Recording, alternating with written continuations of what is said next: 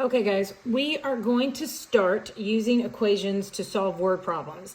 And I am very specific from here to forever while you're with me, that it is a three-step process. The first step is we will define a variable. The second step is we set up our equation and solve it. And then the third question is we answer it in full sentence form. So let's take a look at this first one.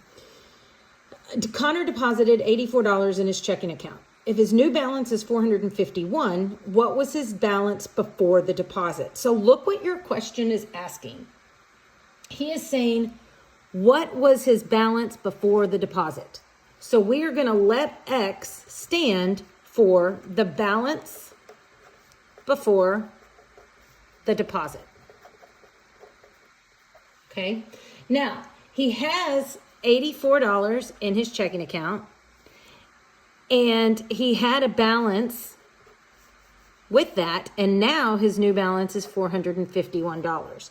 So I realize that you could subtract right away to find the original amount, but I want these in an equation. So think about the process that it takes. He had his account balance, which is X, plus he added 84 to it, and the total was 451.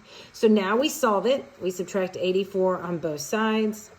And of course, X now is equal to 367. So I would answer, here's my let statement, here's me solving it. And my third step is Connor had $367 before the deposit. Okay, so let's take a look at number 3.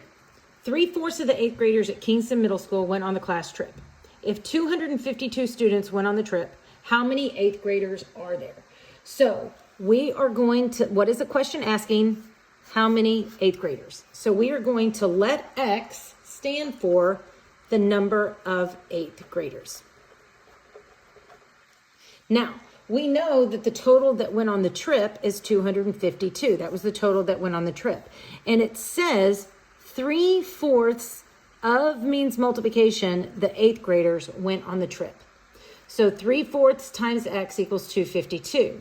So now to solve for it, I'm going to do multiplicative inverse, and I'm going to multiply both sides by 4/3. And now I have X equals, and I cross reduce, and once I cross reduce, I get 336 students. So my answer here is there are 336 students in 8th grade. Okay, so hold please.